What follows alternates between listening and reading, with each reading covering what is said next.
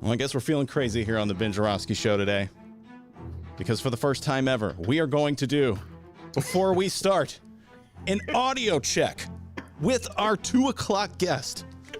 Live for all of you.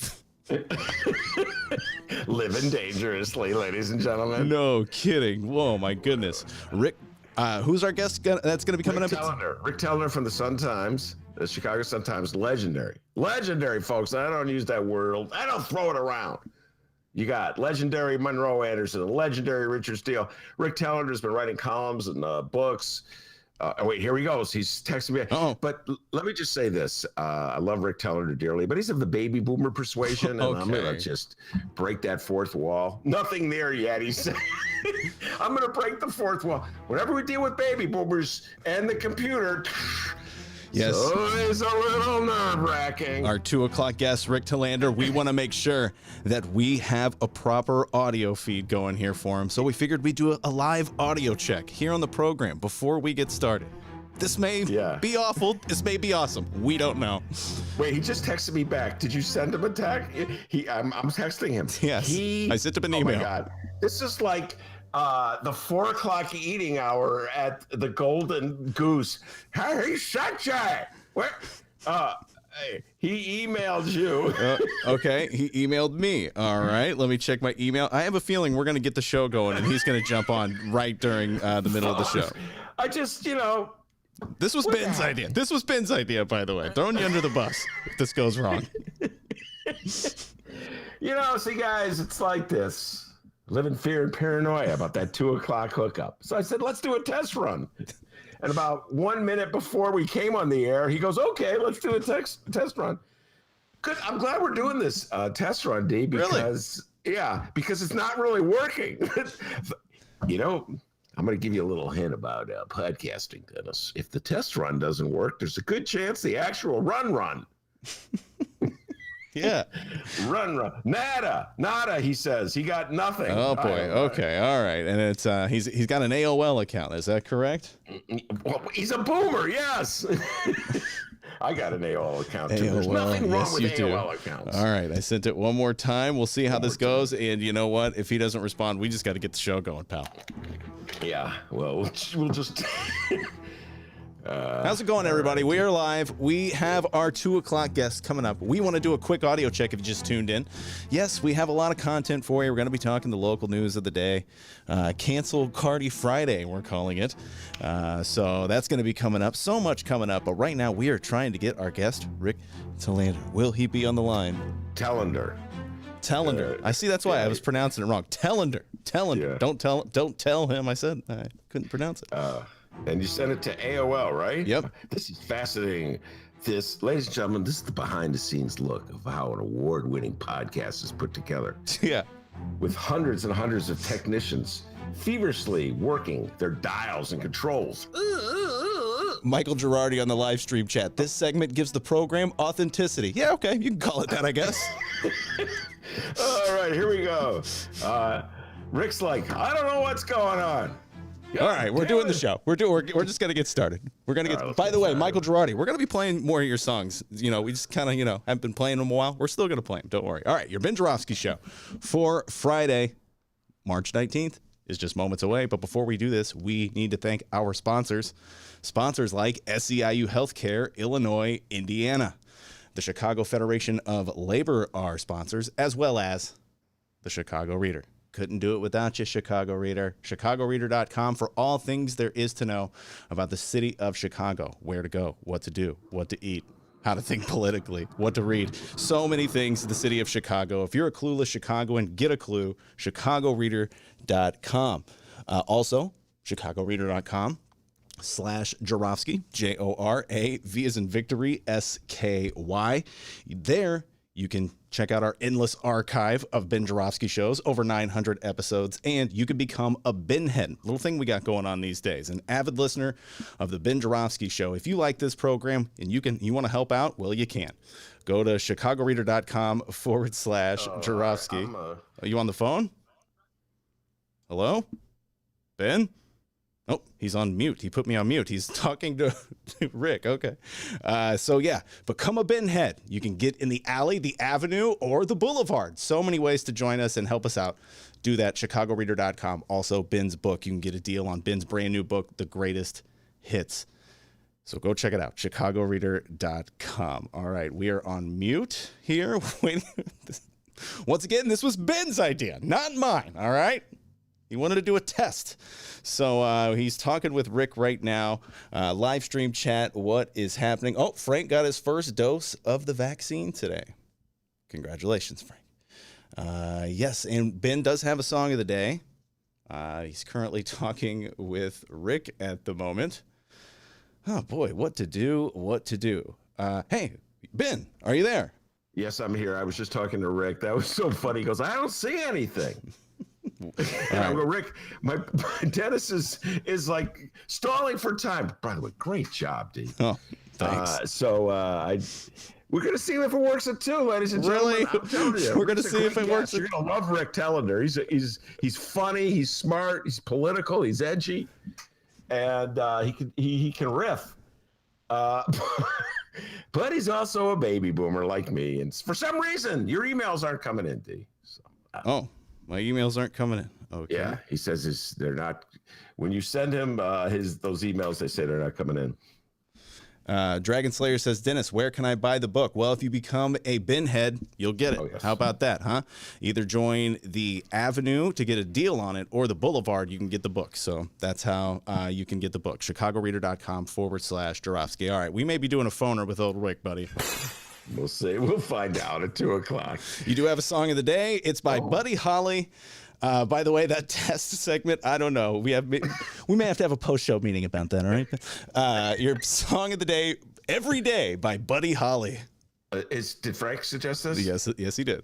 I want to give Frank a shout out. He got his first of 2 shots today. And this is a great song, Buddy Holly. Every day gets a little longer. Dee, dee, dee, dee. And then they have the guy playing like the cowbell in the background. Dee, dee, dee, dee, dee, dee, dee, dee, dee, dee, dee. Buddy Holly and the Crickets, ladies and gentlemen. Great group from Texas. Yes. The Ben Jarofsky Show starts now.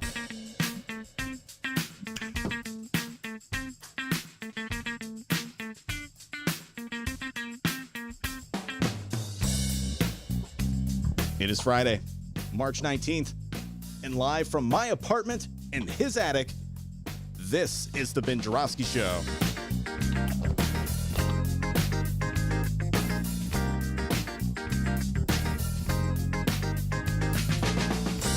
Today on the program, the Chicago Sun-Times own Rick Telander.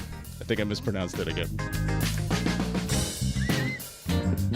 It's hard for me to say for some reason. And now your host, Chicago Raider columnist Ben Jarofsky. Hello, everybody. Ben Jarofsky here. We're calling this Cardi Cancel Friday. And here's why. Great column today in the Tribune by Darlene Glanton. Tribune over here. You can see it. Home delivered as always. Oh, and spare us all your sanctimony. Good job, Darlene Glanton. Turns out they're trying to cancel Cardi B's culture. That's why we're calling this Cardi Cancel Friday.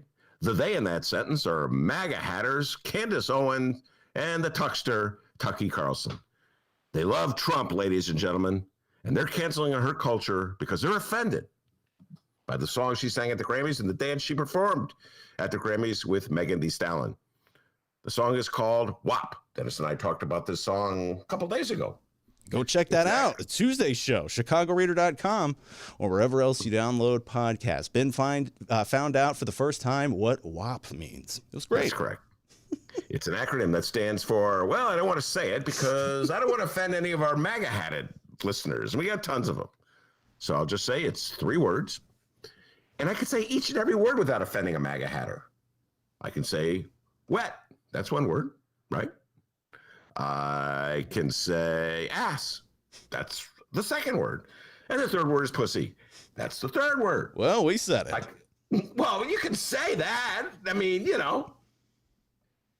Hold on, D. Got to let some of our MAGA hat wearing listeners put it together. Take your time, fellas. Ding! That's MAGA Hat Nation. Oh my God! I'm offended. You know, it kind of reminds me of that old George Carlin bit from way, way, way back when I was a kid, where Carlin's talking about the 7 dirty words you can't say on television. You ever notice? That's my George Carlin imitation. Not bad. You ever notice? You can say, I pricked my finger, but you can't say I fingered my prick. I was about 15 years old when I first heard that. I was like, oh my God, George Carlin is a genius. And then I'd be telling everybody, like anybody who would listen to me, and even people who wouldn't listen, even my mom, my poor mom, should have put up with me. Ma, think about it. I could say I pricked my finger, but I can't say I fingered my prick. That's nice, Benny. Eat your peas. You know, D, I think you would have got a kick out of me, the young 15-year-old me. Who is this guy? I was really into George Carlin, ladies and gentlemen. I thought he was a god. They should chisel him right now on Mount Rushmore. What insight. You can say, prick my finger, but not finger my prick. Oh, God, it blew my mind. Anyway, back to Candace Owen and the Tuckster. They are outraged. Outraged, I tell you, that Cardi would sing such a song and dance such a dance on national television. They say it's promoting lesbianism. It's like young women across the country going to see that song and go, I want to be a lesbian, just like Cardi B and Megan Thee Stallion. Well, it doesn't really work that way, Candace Owens and Tucky, but anyway, I mentioned all this to point out one more time how hypocritical MAGA is. Whoops. Having a lot of technical issues here, folks. What happened? What happened? Hypocritical MAGA is when it comes to cancel culture. They reserve the right to say anything they want about anybody that's not a card-carrying member of MAGA. They feel free to insult Black people and Hispanic people and Jewish people and liberals and disabled people and so on and so forth. Even liberals play into this notion. Like if you criticize them for making fun of all Blacks, Jews, and Hispanics, and disabled, then you're like canceling their culture. I heard a bit that Bill Maher did the other day. Come on, people. Canceling culture, woke. Even liberals bought into this. In reality, most of the cancel culturists are MAGAites or their descendants. Think about it. Let's go back in time. We'll go back to the 60s. John Lennon said the Beatles are bigger than Jesus Christ. And primordial MAGA was so outraged, they started burning Beatle records. Hard rockers in the 70s didn't like disco, so Steve Dahl said, come on, white guys, let's burn disco records. And really, pretty much any record that was featuring a Black person. And all to modern times, they get mad at Leslie Jones. I don't know why they're mad at Leslie Jones, the comedian, but they're always trying to cancel her. They got mad at Ghostbusters, the sequel, because it featured women. They were outraged by that. They try to cancel that.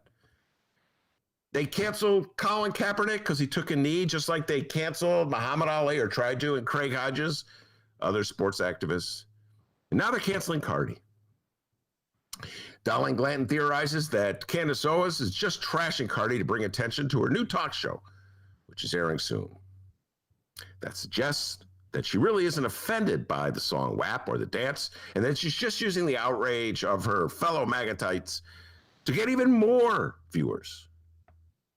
I don't know what's worse, a MAGA hat wearer who's pretending to be a MAGA hat wearer just to get more people to watch her show, or someone who actually believes this junk. We got a great show today, everybody. Rick Telander will be here. Yes, I hope. I believe. I have faith. Fingers crossed, guys. I am. What's it gonna say? What do they say, D? What do millennials say? Like when you want to make it happen, I'm gonna make it. I forget what the word is. I remember my millennialistic editor told me that's what I did. Okay. And I'm just gonna like think about it, conjure it up, the phone connection working, or actually the computer connection working. And Rick Telander will be here. We're talking about marvelous Marvin Hagler. I cannot wait to have that conversation with him. We'll be talking about, I'm going to put the question to him. No ducking and dodging. No ducking and dodging, Mr. Telander. Yeah, you like to take strong stance? right now, answer the question. Are the Bears prejudiced against black quarterbacks? There we go. I'm going to ask them that question. And we'll have a lot of political talk as well. Rick Telander has a lot of opinions and views, and he's not afraid of expressing them. But before we get to Rick Telander, the man, the myth, the legend, the pride of joy of Alton, Illinois, man, that Cardi B and Megan Thee Stallion happily call Dr. D with the news. Yeah, they put it in a song. It's one of those secret tracks. You got to, wait till the album ends, and skip forward. They talk about me, Dr. D. It's pretty cool. Yes, and it rhymes. Like this. Hey, look at, I fixed my computer, D. Did you notice that? Oh, wait, let me look. Let me see here. Oh, wow. No, I just see a big giant B. Oh, I don't know what happened. Yeah, your camera's gone. I don't know what happened. Well, today's interesting, huh? You gotta pay my bills.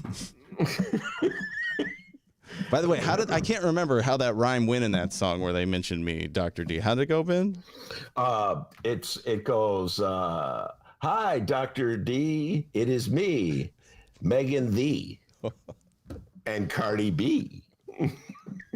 That's it. That's how it went. And then they go, with, how they do that with the record. Also, yeah, I think it's safe to say, Ben, that we can never go back to radio. This show has gotten very filthy these days. Talking about pricks and wops, my God. Okay, it's true. Back in the old days, when I was instructed not to say the P word, and it was like a whole discussion. Like, it was very George Carlin-esque. Like, could I say pussy cat? Yes, you can say pussy cat. But it was funny because the news was filled with the march in Washington, the Women's March, and women were wearing their pussy hats, but we weren't allowed to call them that. Remember, D? Remember the good old days? Radio days? Mm-hmm. So, hey, I went along with it because I'm a good soldier, right, D? I play with the team, right? Yeah. Team player there. Before we find out what's happening in Chicago and or Illinois this afternoon, for the fourth and final time this week, listeners, we need to talk. First off, we do have a bonus interview for you to check out this weekend. We're going to post this on Sunday. Ben, tell everyone about our Sunday bonus interview.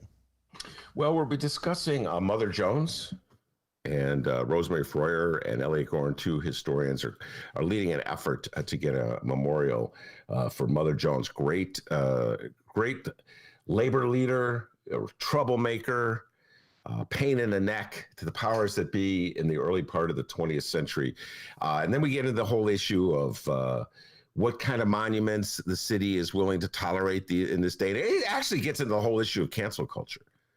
Because if anyone's offended by if anybody would be offended by a statue, it'd be like the powers that be might be offended by Mother Jones, who was a real crusader for union rights and wasn't afraid to tell it like it is about the powers that be. So, it's sort of like, well, you can't put a statue of Columbus up. Why should we put a statue of a radical up who criticizes powerful people?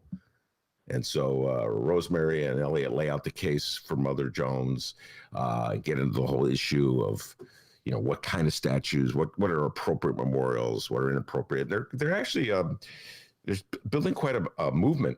Labor activists, labor leaders. She came from Ireland. Mother Jones was born in Ireland. She came at a very early age with her family. Driven into this country by the potato famine, which killed thousands and thousands of people in Ireland.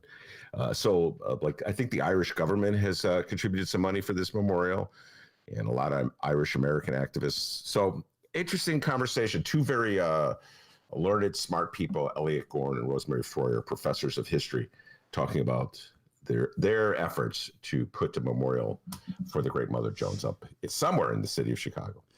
Yeah, it's going to be available Sunday by 5 a.m. It's this weekend's brand new Benny J bonus interview, not plural, interview. There's only one available this Sunday by 5 a.m. Why only one bonus interview, you're asking? Well, about that. Ben and myself, we've had an interesting week behind the scenes. Back and forth conversations about the show. And, well, we've come to the conclusion that the time has come that we need to switch it up a bit. We need to reformat the Ben Joravsky Show. Isn't that right, Ben? Yes. We're going to take a week off next week. Much needed rest, recuperate, think things through. But we're going to change things a little bit. It's time to paint the walls. We've had essentially the same format for the last 2 years. And so we're going to come up with a week in review, which will air on Friday. We're going to drop it Friday, I should say. That's podcasting. There you go. That's good. That's good. And we'll record it Thursday night. We'll still be doing daily shows, daily interviews, thoughts of the day from me, what's on my mind, my rants and railing, and waving my fist at the sky, usually in frustration, denouncing the hypocrisy of MAGA, for instance, and the Cardi cancelers. Always crying when you cancel their culture, but then they reserve the right to cancel your culture. So we'll still be doing that, but maybe trimming the show a little bit, doing less bonus interviews. Doogie on the live stream. Over 900. Go ahead, D. Doogie on the live stream chat says, I don't like change. We don't either, all right? It's weird. It's weird, all right? But yeah, like Ben was saying, not sure if you could tell, but between the live stream on YouTube and downloads, we've been bringing you brand new content literally every day for the last 2 years. 2 years. We say it all the time, over 900 episodes. And I don't know, maybe, that intro maybe could tell you. We're a little overwhelmed at the moment, so I think we're just going to take a break and reformat how we do things. Guys, I didn't even have enough time to learn how to pronounce our guest's name, all right? So, that's a good sign. Am I right, Ben? Yes. Great sign. Time to slow down and smell the flowers a little bit. Yes, exactly. And that's what we're going to do. So what we're going to do, we're going to do pre-recorded interviews, and they'll be available for download. And then we're going to put those up on YouTube as well. And then, once a week, we're going to do this here where Ben and I talk the local news. We're going to plan for a Thursday night. It'll be a week in review. Kind of the same thing that you're hearing now, but just the week's news. And we're going to go on a little later as well. We're thinking like maybe, live stream chat weigh in 5 o'clock, 6 o'clock p.m., and then we'll all try to gather together on Thursday nights and we can talk the local news. Honestly, I think it's the best way for us to keep doing this. We can't go 3 years with interview every day, guys. 3 interviews every day. I want to tell you that, okay? Yeah. I'm the one doing the talking. Fourth wall is completely shattered. We cannot keep doing that every single day. We want to keep our sanity. So we're going to work this out. Hopefully this will work out. Thursday night, we're going to take the week off, next week off. And then when we come back, we will be back live Thursday night. I'll find the date before we end this. But so be on the lookout. That's what's going to happen. All right. Local news, let's do it. Feel free to weigh in, by the way, on the live stream chat with your thoughts on this. Maybe we can take your suggestions and work it out here. Local news, let's do it. Quite a bit of statewide news to discuss this afternoon. So, Ben, let's just get this out of the way. From the Illinois State Water Survey at the University of Illinois Prairie Research Institute, this is Illinois State climatologist Trent Ford.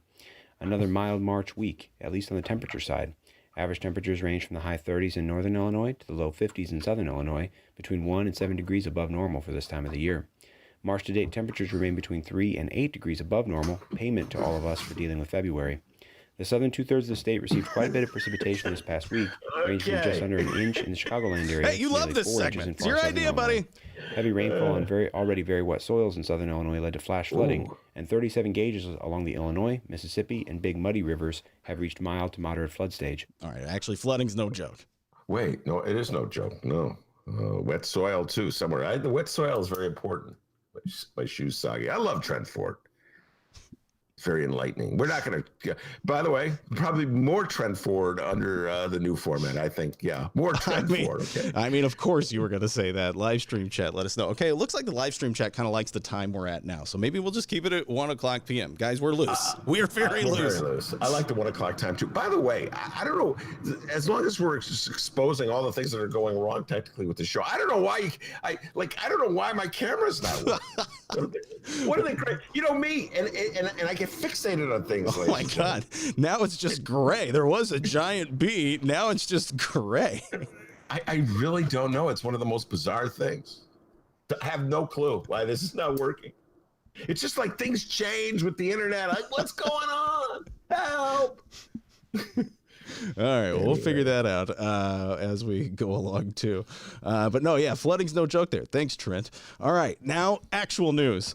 Back in February, Emmanuel Chris Welch was selected as the new Illinois Democratic House Speaker. He replaced long time Speaker Michael Joseph Madigan. And we hadn't really heard much from Chris Welch since.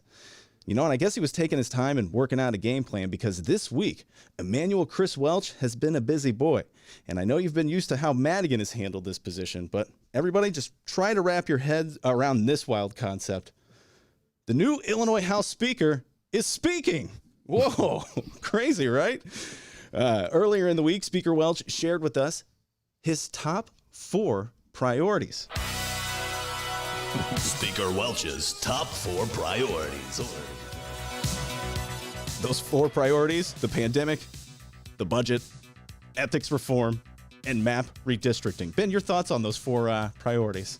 Again. Well, I hope Speaker Welch, when he puts that effort on map redistricting, does not listen to the quote-unquote reformers. You have an advantage because Democrats control the House and they control the Senate. I cannot accentuate this point enough. Please, Speaker Welch. And you know what, D? I know Speaker Welch does not need to hear this from me.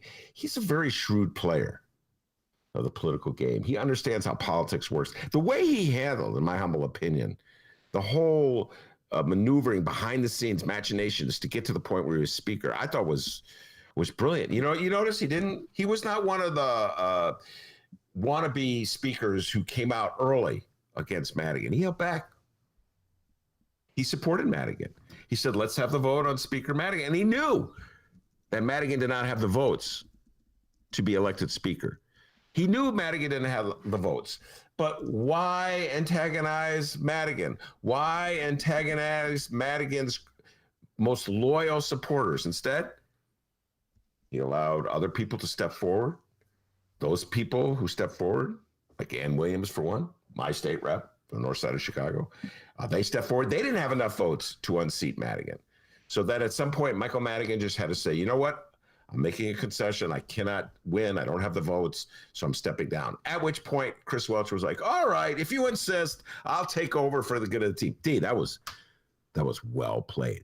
And I've had him on the show a few times, and he's just a shrewd political operator. I'm impressed with how he plays the game. And so I am asking you, Speaker Welch, it's okay to, tell the do-gooders, oh, yes, we believe in map reform. Yeah, go tell the Sun-Times. Their editorial board loves hearing that stuff. And the Tribune, that's like a weird, form of pornography for the Tribune. Yeah, map reform. The Tribune guys, yay, map reform. But don't do it. Don't implement it, right? You want to hold on to the advantage. I mean, like I always say, when Republicans in Wisconsin and Michigan reform their process and allow Democrats a say in drawing the map, we could do it in Illinois. But if they're not going to do it in Wisconsin, Michigan, North Carolina, and Alabama, et cetera and so forth, For some reason, there's nobody in any of those states that I can think of that's urging strongly to reform the process. You know what I'm saying? Where are the do-gooders in Milwaukee? Maybe they are there. You know what? Let me backtrack. Maybe there are do-gooders in Milwaukee. Maybe there are do-gooders in Detroit who are saying, reform the process. Let Democrats have a say. Let's bring everybody into the room. Maybe that, but the Republicans don't listen to them. I can't think of one Republican anywhere who seriously pays attention to a reformer. But in Illinois, Democrats are supposed to listen to the do-gooders. Oh, we should reform. So now everybody, even the Democratic Speaker of the House, Chris Welch, is supposed to give lip service to the notion that we're to be fair. I have fair in quotes. When has a Republican ever been fair to everybody? They control this country, even though they lost a presidential election. They've only won one presidential election this century. And yet they've dominated, 12 years of republicanism because of that crazy electoral college. Have you ever seen a Republican say, you know what, it really isn't fair that we get to name judges and control the White House and control spending and cut taxes on the rich so you have to raise them on everybody else and cut money for the environment and schools, etc. It really isn't fair, even though we've lost pretty much every election. You ever see them say that? You ever see a Republican have a hearing on how unfair the Electoral College is and what we should do to reform it? No, because they don't believe in fairness. But Democrats are supposed to believe in fairness. Sometimes I wonder, I read these editorials. We need to reform the process. We need a fair process. I'm like, what universe are you guys living in? The universe of your fantasy? The fantastical universe of fairness? So I'm hoping Chris Welch is just masterfully playing the game, D. And just say, yeah, of course we need a fair process. Of course we do. It's kind of like Madigan wouldn't even pretend that he cared. You know what I mean? I mean, Madigan did. It's like the difference between Chris Welch and Madigan, D, is so overwhelming. Madigan hardly ever talked to the press.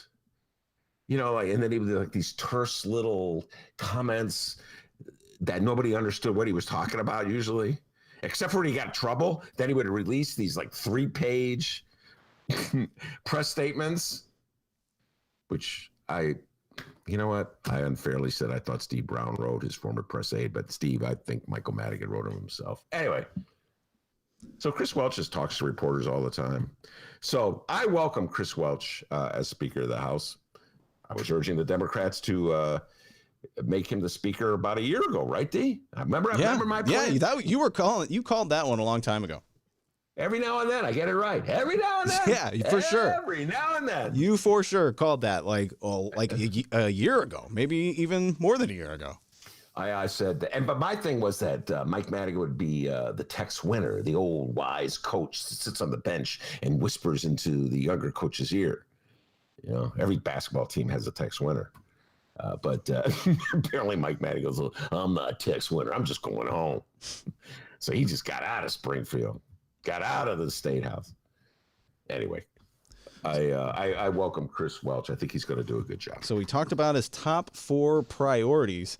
Once again, the pandemic, the budget, ethics reform, and map redistricting. And today, thanks to an Emmanuel Chris Welch press release, which also, unlike Mike Madigan, a press release with statements that he may have wrote himself in. What makes you think he wrote them? He's got press aides. I'm just giving him the benefit of the doubt from the get-go here. But today, we are going to learn about what's next on the new speaker's plate. It's Speaker Welch's Democrats for the Illinois House Political Committee. Speaker Welch's Democrats for the Illinois House Political Committee. Excellent. All right, so the following comes from the meanest Illinois political bulldog in the yard, Capital Fax's own Rich Miller. Emmanuel Chris Welch has been making the news quite a bit this week. Pretty awesome. What do you think about a speaker that's actually speaking, by the way, Ben? Talking to the public. That's unique. Something else, huh? Yeah. Yeah, we haven't had one of those in a while. A speaker who actually speaks. I mean, in a while, like what? Like, I don't know, 40 years? Pretty cool. Yeah. All right, so... He has a cell phone, too. Remember Madigan saying, no cell phone, no email, no texting. Says Representative Emmanuel Chris Welch officially launched the new Democrats for the Illinois House Political Committee, which will serve as the new campaign arm of the House Democratic Caucus. The following is a statement from Speaker Chris Welch. Today, I am proud to announce the creation of our new caucus campaign committee, Democrats for the Illinois House. DIH's mission, oh, we got it, the DIH thing there.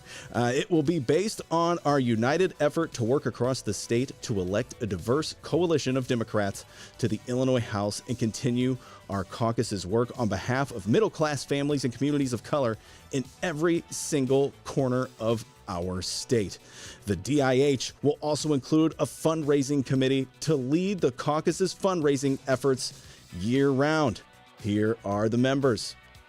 Representative Jihan Gordon Booth. Representative Jay Hoffman, who will be the vice chair. Gordon Booth will be the chair. Representative Carol Ammons.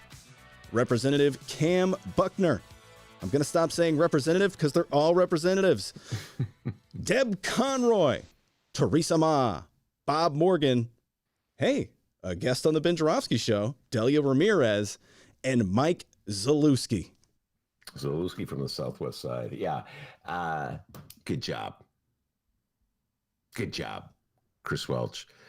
And this is something that I've noticed from Welch. He's trying to include everybody in like a position, a prominence, a significant committee, listen to everybody. Because here's the deal. It's a serious moment, politically speaking. We talked about this yesterday, and I can't repeat it enough. The Democratic triumph in the presidential election was far more narrow than we think. I'm speaking for myself. I always talk about the 7 million voters at least 7 million, the margin that Biden defeated Trump by. But of course, electoral college, it was much narrower. And in the state of Illinois, there's this sense that that Pritzker's in trouble. J.B. Pritzker's in trouble because he tried to do the responsible things with the pandemic. Oh my God. He wanted people to wear masks. Oh my God, he wanted social distancing. So now that we're kind of easing out of the pandemic, Republicans are pounding that drum. Somehow or other, J.B. Pritzker went too far and really hurt the economy. And as Dennis points out, as our man from downstate Illinois, our reporter in downstate Illinois points out, there's a lot of anti-Pritzker sentiment outside of the city of Chicago. So I'm always a nervous Nelly on this thing. I do not want Republicans in charge. They're so irresponsible. They're so worthless as a party. You can't even get them to discuss like wearing a mask. They had to reopen the school rally in Naperville with Darren Bailey, the leader of the Republican Party in the state of Illinois, basically, and nobody's wearing a mask. What an irresponsible party. So I'm frightened by the prospects of Republicans taking over. Yet somehow there's this feeling out there that it might happen. So I'm happy that Chris Welch is being vigilant. I'm happy that he's bringing in a lot of different people into the Democratic leadership to try to think about how to strategize for the upcoming elections. Because it's no joke. You fall asleep. You did it in 2010, Democrats. You fell in love with Obama. You joined the cult of Obama and you fell asleep. And then the Tea Party took control and Trump was elected in 2016. So I'm hoping, D, that Chris Welch is determined not to make the same mistakes that the Democrats have made in the past. All right. And there it was. Speaker Welch's Democrats for the Illinois House Political Committee. Speaker Welch's Democrats for the Illinois House Political Committee. Ben, I don't want to have you play favorites, but which one of those is your favorite? Wait, which song? No. I like the song. The committee members. Oh, which one is? Oh, well, I mean, any guest of the Ben Joravsky Show. So, Delia Ramirez. Come on. I don't like to have favorites, but if you've been on the show, and Delia's been on like 3 times, I want to say. Chris Welch has been on, so he's a favorite too. Yes, he has. Come on. And I know he really likes sports. That's why I do this little song here. That's for him. It's like, a sports-themed segment where we talk about Chris Welch. Yeah, Chris Welch is one of the state reps who really does like sports. Some guys pretend they like sports and they don't really like it. You can kind of see through. If you're a sports geek like I am, you can see through that right away. Then there's guys who, like a certain, I won't give a name, but let's just say his first initial rhymes with B. His first initial comes after C. I think you're talking about me. Pretends he doesn't like sports, but loves it. Hello. I like sports. I just know how to curb it for a bit and, help out our political loving audience. You know what I mean? Okay. All right. Okay. Makes sense, right? All right. Hey, By the way, I don't know why my computer. This is baffling me. Dude, why is my camera just not working? stop worrying about it. People can hear you. I can hear you. We're good. Hey, here's something interesting. The following comes from the Chicago Sun-Times, and it's a story about marijuana. So, yeah, Tommy Two Joint Shuba wrote it. The headline reads, "Hard pass. Pot smokers won't get vaccine priority." Officials on Thursday confirmed that weed smokers aren't eligible. I guess we're done calling it cannabis by now. I guess now. Officials on Thursday confirmed that weed smokers aren't eligible for COVID-19 vaccinations under the current phase of the state's immunization plan, despite potentially facing a higher risk of falling seriously ill. Under Illinois' vaccination Phase 1B+, which took effect on February 25th, but hasn't been implemented locally, smokers are among those prioritized for vaccine shots. However, Jordan Abadea, a spokeswoman for Governor J.B. Pritzker, said that phase doesn't include pot tokers.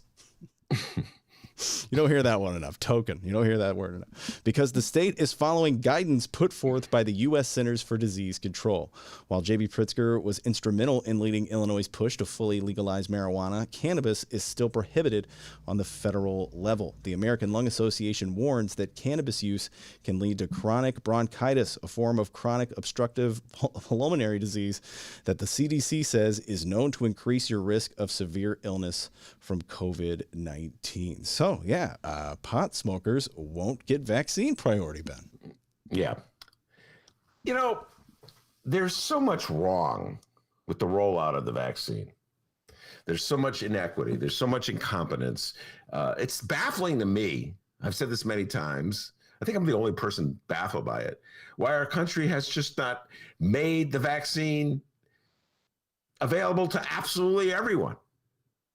Every time I say that, I always get the explanations why you can't do it. You know, I always think of that bit, Bill Barr's bit about Steve Jobs, it's a hilarious bit, about how Steve Jobs told his workers at Apple, get everything into this little phone, right? Get it in a phone. So they got everything in your freaking phone. If my camera was working, I would show you my phone, how small it is. But you can do that. But no, Ben, can't get the vaccine to everybody. And every time I say this, it's like people who buy into this nonsense always give me an explanation, which doesn't make sense. So my guess is there was no political will for it. That started with Trump. And now with Biden, inherits it right in the middle of the rollout. He buys into the notion that only certain drug companies have access to the drug. That would, infringe on their copyright, I guess, huh? If we made it available to everyone and the government itself distributed. So I just don't understand this at all. The slow rollout where it's like, you start with the old people and you work your way down, and then everybody's like jumping the line. We'll get into that. We'll get into that a little bit, I think, later. So then they have to make these distinctions. So from a health purpose, they say, well, cigarette smokers are a vulnerable group. COVID can really sock it to them. So we'll let them go to the line. What about reefer smokers? Well, no, we're not going to give it to the reefer smokers. Well, it's bad for their lungs, just like cigarette smoking is bad for. What about? Nah, sorry. And this is kind of like the warped attitude. People don't even know quite how to deal with reefer, because it's like, for one hand, there's the people who are all for legalization don't want to acknowledge in any way that it has, a damaging effect on your lungs. On the other hand, and this is probably the real reason, by the way, ladies and gentlemen, there's still that notion that, well, we cannot pretend that we condone the use of this drug. We still must pretend as though it's a baffling alien drug that nobody should use. Very interesting. More study is needed. Like, you didn't just get high last night. It's like, wait, is it illegal again, or what's going on here? Like, hey, the rocks come with the farm, buddy.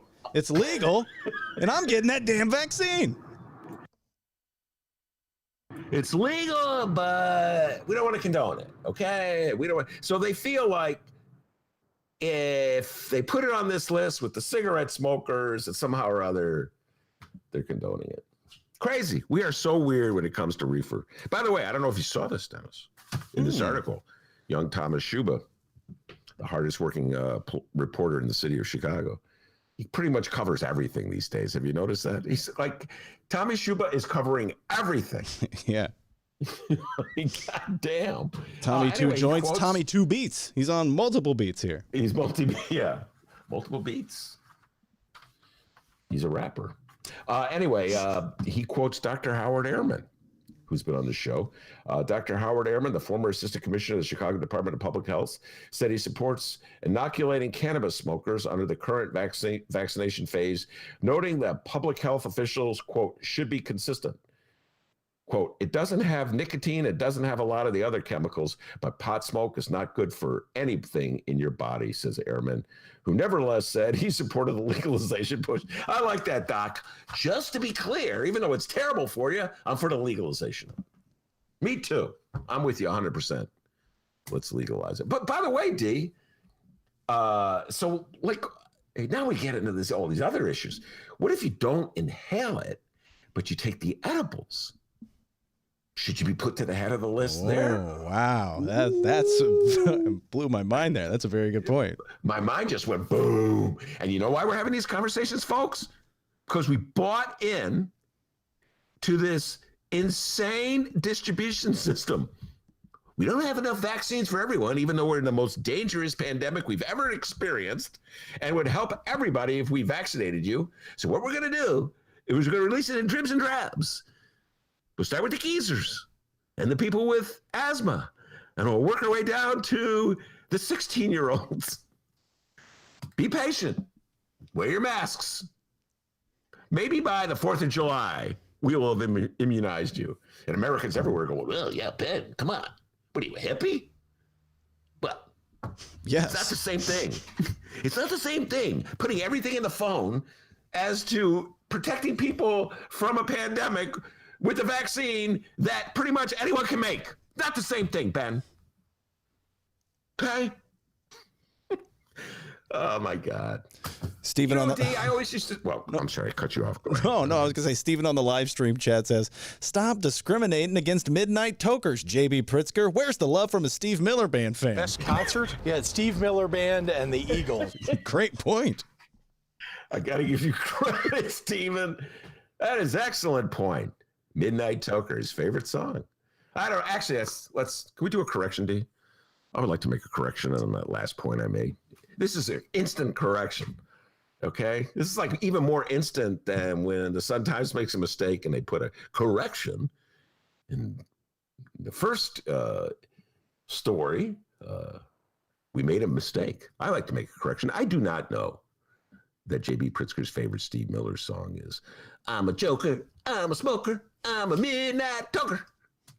For all I know, it's "Living in the USA." You just wanted to sing. You just wanted to sing. Miller. I kind of like Steve Miller back in about 1973. I must admit. But I do not know if JB Pritzker's favorite Steve Miller song is "Midnight Toker." So allow me to correct that statement. Thank God you did that. Thank God. All right, one more story here. Once again, Tommy Two joins. The following comes from the Chicago Sun-Times. Loretto Hospital no longer getting vaccine doses after offering shots to ineligible Trump Tower workers. Unbelievable. City officials announced Thursday that Loretto Hospital's vaccine supply was cut off after previous doses were offered to individuals not yet eligible to receive them, including Cook County judges and workers at the Trump International Hotel in Tower. Ben, I know you wanted to riff on this, so lay it, buddy. I mean, this just ties into what I just got finished saying. So if we're going to limit access to the vaccine because, I don't know, capitalism, okay? If we're going to limit it, and I'm not blaming Biden, by the way. Some of my friends of the centrist persuasion, D, have gotten a little upset with me lately. I'm in a lot of trouble with a lot of centrists these days, particularly Lori Lightfoot fans. They are mad at me. You can't win. You can't please everyone, D. You know what I'm saying? But my friends of the centrist persuasion think that when I go on my riffs about how insane our country is, how insane society is, that we can't immunize everybody. We're limited because, I don't know, we believe that only a few companies can have access to a drug that can save lives. No, sorry, Ben. Cannot allow more companies to have it. That would infringe on their copyright. So they say, well, Ben, it's not Joe Biden's fault. Yes, I realize that. I'm not blaming Joe Biden. In this case, Joe Biden, in many cases, Joe Biden is such a huge improvement over Donald Trump. Donald Trump was so bizarre. Like right now, it's his supporters are saying Biden shouldn't get credit for the vaccine because it was Donald Trump who put it on the fast track. Hello, mega. Donald Trump could not even commit himself to saying that this was a serious health hazard, that you should wear masks. We're not giving him credit for anything. If you want to suddenly give him credit, MAGA, for creating the drug, ask yourself, why do you not wear masks at your stupid back-to-school rallies in Naperville? You want to give Donald Trump credit for doing something that you actually think didn't have to be done? Makes no sense, MAGA. Come on, MAGA. That's as inconsistent as saying you're against cancel culture and then turning right around and trying to cancel Cardi's culture. That's where I began the show. But anyway, so back to Loretto Hospital. This story is just so Chicago. You know, Chicago's thing is everything's a transaction. It's like Blagojevich, the essential Blagojevich comic. Blagojevich being former Governor Rod Blagojevich, Democratic governor. Now he's not a Democrat anymore. He's a Trump supporter. Let's get that clear. Donald Trump let him out of prison, so now he's big for Trump. I would say he could get elected Republican. He could win the Republican nomination for governor if he were to run. But thanks to our crack legal team, Patrick Whalen, I see you. I now know that he can't run. Anyway. So, of course, Rod Blagojevich's famous quote, this thing is bleeping golden. And that was his power to appoint a successor to Barack Obama as the senator of the U.S. Senator of Illinois after Barack Obama was elected president. So that's like, it seems like the people who run Loretto Hospital are like, oh my God, this vaccine is bleeping golden. They're supposed to be giving the vaccine out to people who really need it in the community, this poor West Side community around Loretto Hospital. But instead, it's like, hey, Cook County judges, come on down. We'll give it to you. Hey, Eric Trump. Eric Trump, Donald Trump's son. We talked about this yesterday. Now, he's the one that looks like a little bit like Dirk Nowitzki, right? He does look a little like Dirk Nowitzki. Yes, he does. Yeah. Yes. Although I could tell you right now, as soon as I said that, I'm not, suddenly wasn't sure, like in my mind, the difference between Eric Trump and Baby Trump. I call him Baby Trump, Donnie Jr. So, D, I take that back. Can we just oh my God, we'll edit that out in the podcast? Yeah, I'll take care of that. But anyway, so there was a story that was floating around that somehow or other Eric Trump was one of the people affiliated with Trump Tower got the vaccine. But and then they said, no, he didn't. Probably doesn't need it. That's the other thing. Hypocrites, Republicans. I don't believe in the pandemic. I think it's a hoax. And I don't believe in wearing a mask. But yeah, sure. Can I get to the front of the line to get my vaccine? Just in case. Wonder if Darren Bailey's got the vaccine yet. So anyway, yeah. This is such a classic Chicago story. And Lori Lightfoot's upset. Did you see that? She's not happy. She said, city officials announced Thursday that Loretto Hospital's vaccine supply was cut off after.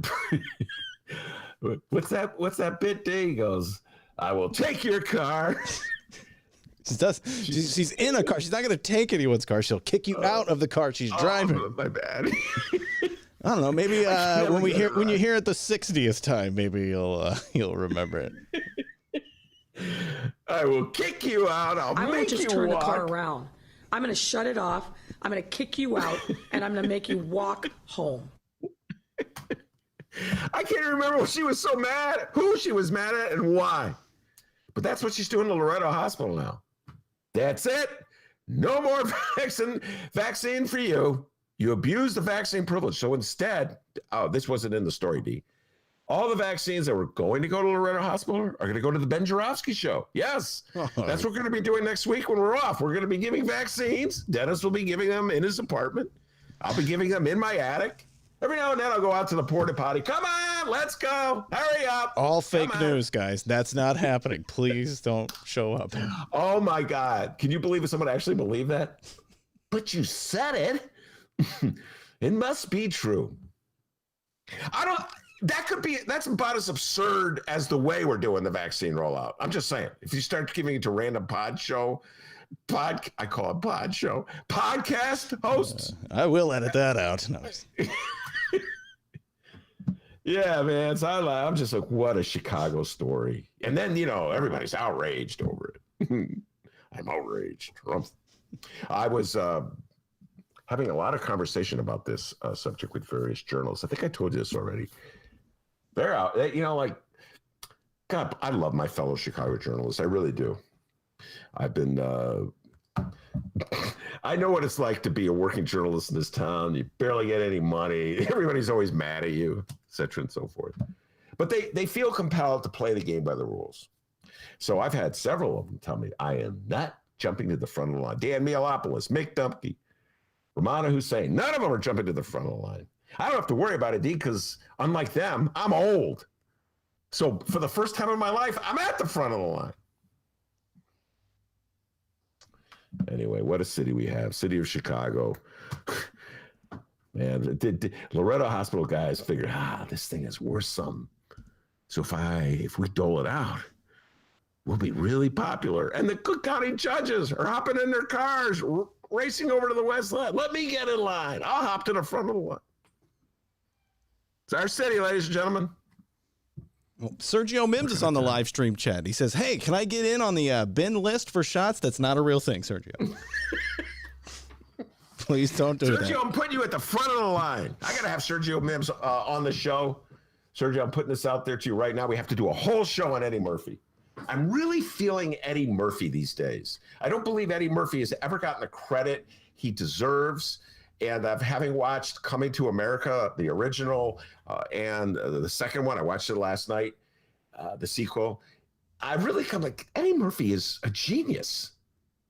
He hasn't gotten the credit he deserves, so I want to do a whole show on Eddie Murphy. So, Sergio, your homework assignment is to start watching or rewatching Eddie Murphy movies. So there you are. That's our local news, everybody. I have a good feeling we're going to get Rick, by the way, at 2 o'clock, Ben, because, I got to admit something. I was sending the wrong email address. Oh! There was a letter. I was missing a letter there, so I think we got it now. What a show! Meanwhile, my camera doesn't work. And I'm so busy now. Hold on. Ding dong. Uh-oh. That's the next door neighbor. He wants his vaccine. Not till next week. Okay? That's good times. All right. So remember, everybody, you can download previous Ben Joravsky shows, Benny J bonus interviews, and so much more. ChicagoReader.com and wherever else you download podcasts. Like I said, next week we're taking the week off, and then we're going to do some reformatting here. All right. Nothing set in stone, live stream chat. So just if you want some details, send us an email. I'll reply back. I got nothing going on next week. Well, I have a part-time job that I picked up, by the way. That's something else that's going on, by the way. But no, yeah, but send me an email and I will respond, and we can all go back and forth here and figure out something that works. So be on the lookout for that. Oh my God, Ben, you got someone else outside your door waiting to get a vaccine. Springfield politicians, they promise they won't tax retirement income if their constitutional amendment passes. Okay. Fellas, we will vaccinate you. Come on, just step in. All right, here we go. That's the sound of actually, it doesn't make that sound at all. Wait, was that the vaccine sound? That was the needle coming out of the arm. Oh my God. By the way, I think if I push this thing, pin yourself to I'm just trying to figure out why my camera isn't working. I must have clicked something. Yeah, I see half of you now. We're almost there. Oh my God. So you can see half of me? Wait, if I click this, well, you know what? I'm going to experiment this as we go to break. There you go. Let's do that. And also, hey, send us an email, bennyjshow@gmail.com, BENNY, the letter J show @gmail.com. Like I said, if you're, got some ideas, some suggestions, please weigh in with your thoughts, and we'll take them into consideration. We'll talk. We'll work things out. Like I said, next week we're off. But anyway, you can call us 708-658-4788. The number again, 708-658-4788. We would love to hear from you, and you can reach out to us online at Benny J Show, BENNY, the letter J Show, on Facebook, Twitter, and Instagram. All right. When we come back, we're going to be talking with Rick. Don't go anywhere.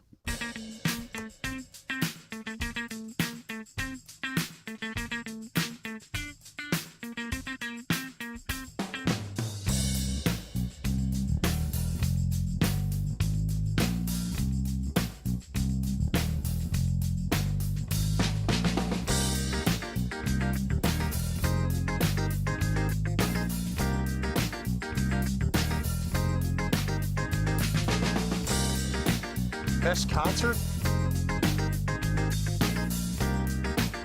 Best concert?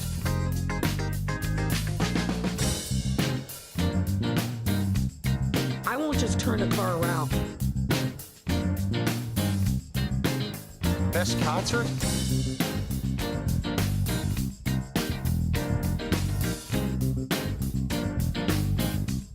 I won't just turn the car around. I'm going to shut it off. I'm going to kick you out, and I'm going to make you walk home. Best concert? Yeah, it's Steve Miller Band and the Eagles. Springfield.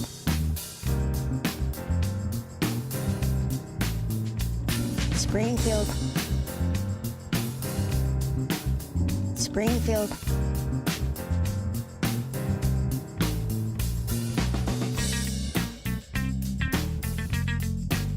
Best concert?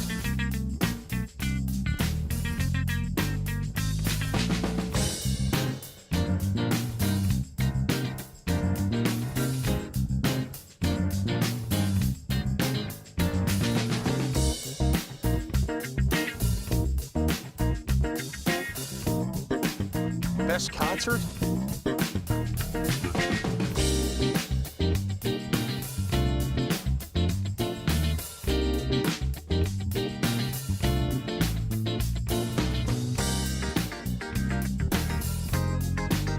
Best concert?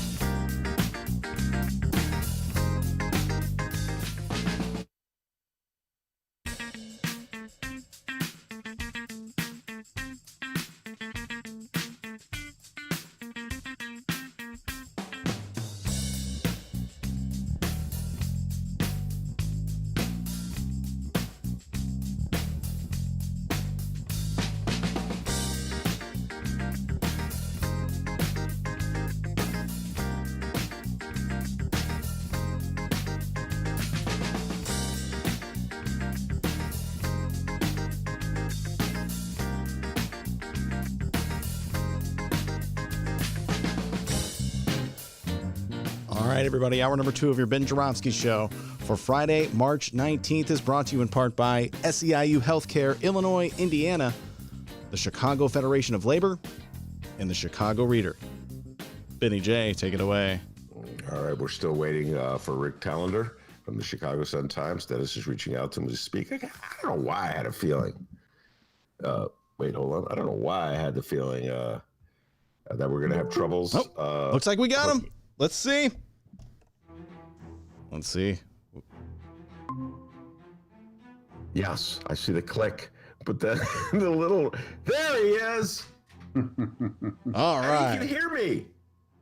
Rick, Yeah, I want to apologize for the technical difficulties on my end. This is really a smooth operating podcast. We've been in business for 2 years, but for some reason, Mercury's in regression, as my wife would like to say, and my camera's not working, so all you can see is the top of my head. Yeah, I see that. That's which nice. is actually the best part of my look. Anyway, Rick, I'm glad it's working out. We had a lot of fun talking about all the handicaps and obstacles we had to overcome to get you on this show. In terms of getting people to hear you, and I'm really glad you are. And all right, let me just do a little introduction. Rick Telander is a longtime columnist, sports columnist for my beloved Bright One, the Chicago Sun-Times. But he had a life before he worked at my beloved Bright One, the Chicago Sun-Times. He worked for many years for Sports Illustrated. And I was an avid Sports Illustrated reader from pretty much my first year of high school up until recently. Rick, we'll talk about why I quit getting Sports Illustrated. I'm sure you have some thoughts on that as well. You've written about it. And as a result, it was through Sports Illustrated that I learned everything I know about boxing. I followed all the great fights, Ali Frazier, Ali Foreman, the 3 Ali Frazier fights, actually, articles written in Sports Illustrated. And then into the 80s, Marvelous Marvin Hagler. I was a huge Marvelous Marvin Hagler fan. I was just obsessed with him. There was just something about the way he carried himself. It was a typical boxer story. Rick will get into it more, how he came up from very humble origins and like fought his way to wealth and prestige and prominence and celebrity. And then he just walked away from it all. And this is where it connects to Rick, because about a year after he had walked away from it all, I opened up my Sports Illustrated that came in the mail, and I read an article written by Rick Telander where he had tracked down Marvelous Marvin Hagler in Italy. And it turns out that the greatest middleweight of all time, that's my opinion, had walked away, sort of like Jim Brown in football, to make movies. Only unlike Jim Brown, he wasn't making Hollywood movies. He was making Italian language movies. So, Rick, I just had to bring you on the show to discuss that story, Marvelous Marvin Hagler, boxing. And then, as I warned you, I'm going to throw a Bears question at you at the end. No ducking and dodging, Rick Telander. So anyway, so why don't you start by giving folks an idea of where you were in your life in 1989 and where Marvin Hagler was when you two met in Italy. Go ahead. Okay, now that story, I believe, was 1990, if I'm not mistaken, because it was a cover story for Sports Illustrated, which I had been at I wrote my first story for them in 1972 when I was just out of college, freelance. And then, so I was well into my career with Sports Illustrated, enjoying the hell out of it, traveling a lot. And I happened to be, just happened to be in Italy, in Florence, on their dime, covering the World Cup of Soccer, which is going on. That's why I'm pretty certain it was 1990. That's when the World Cup was there in Italy. So I was in Florence and then Rome and another city or two. And I got a call from somebody at SI, said, you know what, we've found out Marvin Hagler is in Milan. Why don't you arrange something? And they gave me some numbers in that and go up and see him. And I said, yeah, because I had time off in between. It's a weekly magazine then. There was no online element to it whatsoever. So that's what I did. I was in Italy for 3 weeks. Staying in an in Florence, I was in sort of like an old building. I think it was built like 500 years before, 400 years before. Beautiful apartment, complete expense account, anything I wanted to eat or drink. Had another person from Sports Illustrated there helping me out. She was fluent in Italian, and I had like an Italian guide to help, drive me around and stuff like this. I mean, I'm sorry, Ben, but that's how journalism used to be, and it ain't anymore. But seen Marvelous Marvin Hagler, who, by the way, legally changed his name to Marvelous Marvin Hagler because he got upset a couple times or at least once, when an announcer did not announce him that way as he got into the ring. So it is Marvelous Marvin Hagler. And I went up to Milan, and we hung out for, a good part of a whole afternoon, I would say. I asked him everything that was going on. The story sprang from that. It was wonderful.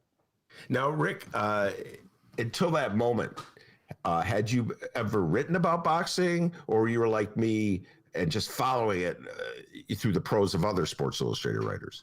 No, I had written about boxing, not for Sports Illustrated, I don't believe, but I had for freelance stories for the Sun-Times way, way back. And I would go to, I had a couple of buddies who'd go to all these boxing matches that would be set up like at the Aragon or at even smaller little ballrooms. I remember one, it had to be at maybe the Union League Club.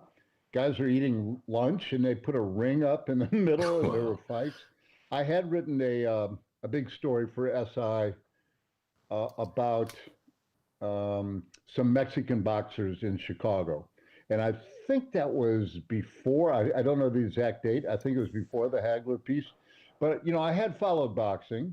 Ali was such a dominant figure that if you didn't follow him, you actually weren't following history and social change, because that's how important he was and the things he was doing outside the ring, let alone inside the ring. And I'll never forget one time at the Aragon watching, it strikes me that one of the boxers was Roughhouse Tom Fisher. I think he was a carpet layer by day. Anyway, and there was another guy, young Joe Louis. So anyway, but Ali shows up and he just kind of struts around the ring and the crowd went absolutely crazy, just chanting, Ali, Ali. Nobody knew he was going to be there. And he just walked around, waved at people. It was wonderful. So yeah, I had done boxing before, and this was a story that was actually, you know, not quite so much about describing boxing as more describing a former boxer and why in the world he retired when he did. All right, let's get into that.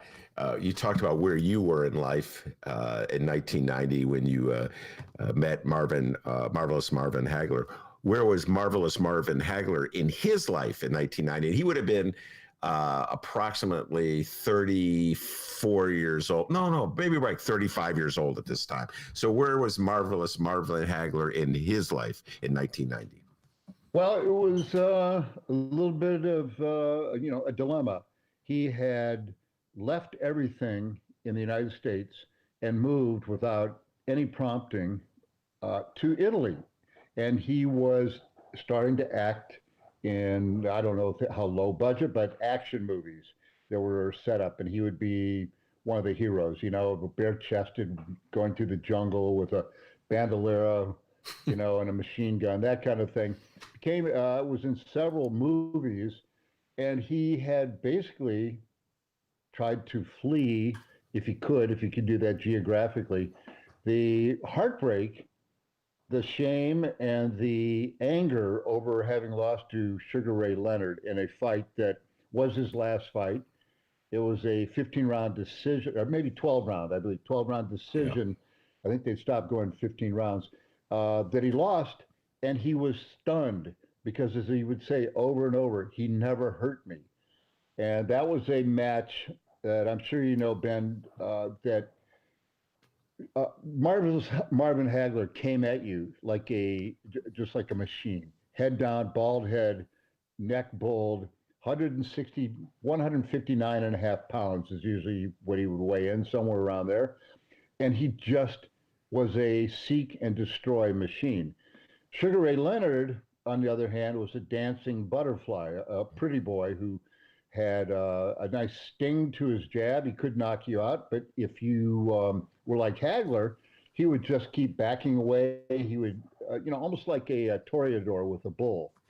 And it infuriated Hagler. He thought he won. I watched the fight just on TV. I thought he won, but it was a close one. Anyway, he, instead of doing a rematch with Leonard, which he'd been offered, I believe, $15 million. Yeah. The Petronelli brothers were his trainers, and they came to him. People told him $15 million back in 1990 or 89, when they might have made the offer. That's a lot of money. I'm saying you could almost add 5-10 million to that, to what it's worth today. Mm-hmm. And he said no. He didn't want any part of it. He was getting away from it. He left, he did, I think he got a divorce. He might have gotten back with his wife. It was truly a retreat from the world. It was kind of a fascinating thing to do, something that everybody thought wouldn't last. Oh, he'll be back. He'll be back. He'll, like they do now, everybody comes out of retirement. It doesn't matter how old you are. Hell, George Foreman, Mike Tyson. Mike Tyson, yeah. They're in their 50s. I don't know how old Tyson is, but they might be 60. They would do it, but he did not. He never came. Well, I don't know how long he stayed in Italy. I know he's there for a number of years, but he never even thought about boxing again. So much to pick up on what you just said. I'll start with this. Marvelous Marvin Hagler just came at you in the ring. That was his style. And some people said that he went away from that in the Sugar Ray Leonard fight, and that was caused him problems until later in the fight. But let's put that to the side. Rick, you've been following fighters for a long time, and football players as well. You played football yourself. You've written about it a lot. So what is it? Where does it come from? This anger in a athlete like Marvelous Marvin Hagler. You know what I mean? That just relentlessness to go right at someone, no matter how many times they're hitting him in the head. I mean, they're not just going at him, Rick. He's getting hit in the head. Where does that anger come from? Tell you the truth, I've spent my whole career trying to figure that out, and I don't know. I really don't. It's a combination of things that are deep inside that person, your upbringing, probably your genetics. I really don't know. I noticed in football that there were players who didn't mind getting hit in the head, and that is something that I think nobody talks about much at all. They say, "Well, this guy's what a tackler! Oh my God, he just labeled that guy," and only certain people will do that. You can teach a lot of people how to do it, but they don't want to. And when I played football, I was always conflicted. I really didn't want to do that. My head, I knew, was the center of my being, my thinking process, my soul. It was everything that I was. I didn't mind, damaging my knees or my shoulders or, hip or, I ruined a lot of things, fingers, ankles, stuff like that. That's different. But it was my neck and my head, neck because of spinal cord injuries. And you saw enough of those people paralyzed. I knew Darryl Stingley, used to talk with him when he'd come to the United Center in his wheelchair after he was paralyzed. So the lessons were out there. The hard road signs of what this could lead to were there.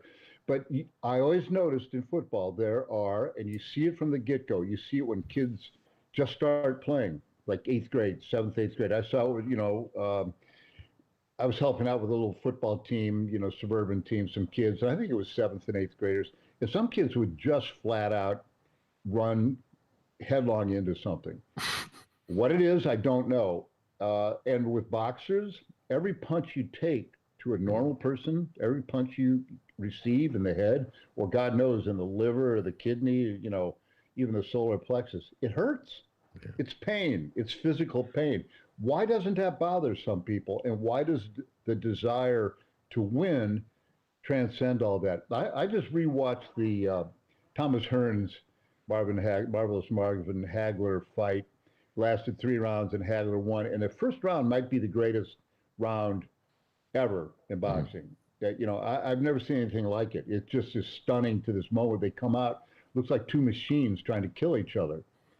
I don't know how many punches they throw. It's just boom, boom, boom, boom, boom. And it looks like Hearns is hurt after maybe the second punch, 10 seconds into the first round. And he continues to fight until the third, when he finally, just a series of blows, he eventually just kind of, it's not just one big knockout punch, it's just everything. He took a beating for the rest of that time when he could have just said, throw in the towel. I'm done. This guy, I can't do it. And Hearns was a great fighter. It's notable to consider his physique. He was 6'1", 159 pounds. Mm-hmm. Think of that. I don't even know anybody. That would be like somebody'd say, "Oh man, are you sick?" And he's out there against guys like Hagler, who are 5'9.5", 160, who are built like it. They'd probably train up to 180 and get down to 160. Hearns was just a skinny guy, but his nickname was Hitman. So he had it in him too. Why did he do that? Why did he allow himself to be beaten to a pulp for another 2.5 rounds? I don't know. They call that toughness. They call that desire. They call it, just never say die. They call it courage. They call it all kinds of things. There's an element to it that is pure stupidity also. But then you wouldn't be a competitor. To win in anything hurts a lot. You're running a marathon, you think that doesn't hurt, that last mile? You know, playing basketball, you have no wind left. I think a lot of people don't realize playing basketball, you watch the NBA, they never even think about wind and your lungs when they're just on fire, and you're guarding a guy who's still fresh or maybe came off the bench and you can't breathe. You know, that hurts too. But I don't think anything hurts, or tennis. You see some of these marathon tennis tournaments, you're too weak to even raise your arm to serve. You can barely see straight. Yeah. But then you take boxers, and you're literally killing the brain. Yeah. And I don't know, Ben. To this day, I don't know what that is that makes somebody like that. I asked myself this question: why do I watch it? I've been watching boxing since I've learned about Muhammad Ali. That was the guy that brought me into boxing. I'm blaming Muhammad Ali. And I just was infatuated with him at a very young age. And that led me into boxing. And then reading Sports Illustrated, I would read about the lesser weights. And I just got obsessed with it. I've watched a lot of fights. And my wife just doesn't understand it. And I have a hard time explaining it. She came with me, Rick, to my friend's house. We all got together at my friend's house. We had food. All the guys got together.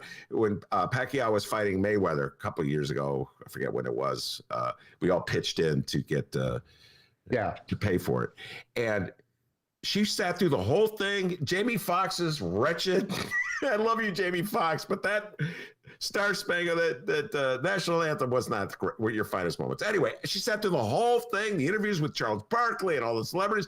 And as soon as it went ding, ding, ding, she just got up and she says, I cannot watch this, and left. She didn't miss much of a fight. It wasn't much of a fight anyway. But like, what do you ever ask yourself, why am I, Rick, who, you know, you're basically a compassionate human being. Why am I watching these two individuals pound the hell out of each other? Well, yeah, I don't think we should ever forget, and we do quite often, that we are just beasts. And we're all driven by this evolutionary imperative, and, you know, the survival of the fittest. You may think, well, we're in suits and, you know, dresses, and we act civilized, and we have rules and laws and all that stuff. But you get right down to it, we had to come out of the same swamp and jungle and whatever as animals do who fight. And that primitive sense of competition is always there for us. I know when I watch these things, I feel guilty. I feel like a voyeur.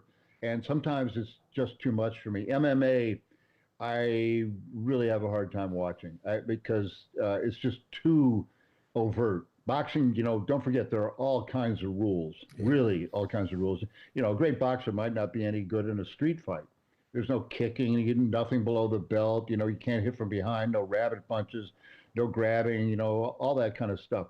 So it truly is a science and art, and there is that element to it, to watch the defense, the offense, counter punching, you know, what's a jab, an uppercut, how do you get to this? But then there's also just the sheer hair-raising brutality of it. And that appeals to us, I think, is something we don't like to think about in a lot of us. We don't like to think about a lot of things that we believe, and I still believe, make women different from men. If we're not different in some ways, then why do we have two sexes? You know, let's be like earthworms, and we'll just cut us in half to get another one. I do believe deep inside many women, most women, I would hope, have that nurturing element to them. They are the ones that give birth. They are the ones that takes care of the child at the beginning. Without a mother, or, you know, a baby is lost, especially back in days before formula and all that. So you take us back into the, you know, back to the primordial element. But that's what all this boxing is. And so the men will go out and fight the saber-toothed tigers, or you know, they are stronger than women. That's a fact. Now, women can get very strong. I'm not going to deny that. And there are some that would, you know, kick my ass. I know that. Well, a lot of people would now. But anyway, it's still a, you know, the testosterone, estrogen elements, so the hormones, all those things are factors. You know, now we have women that say they can do anything men can. They can be, you know, front lines in the military. They do box, they wrestle. They do all that stuff in the Olympics. They still don't do the decathlon, by the way. I've always noticed that they do the heptathlon. I think I'm not sure which events they don't do that men do. But that being said, for a woman to love blood sports, to me, is counter to what is deep inside of us. And for men to love it, they are seeing themselves as that guy, with the club or the spear, fighting off something. Back when, survival literally did go to the fittest. You broke your leg back in the old days, caveman or whatever, good luck. You're dead.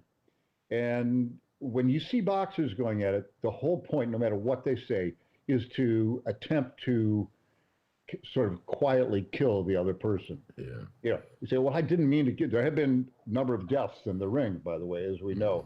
Boom Boom Mancini never really recovered from killing Duck Koo Kim.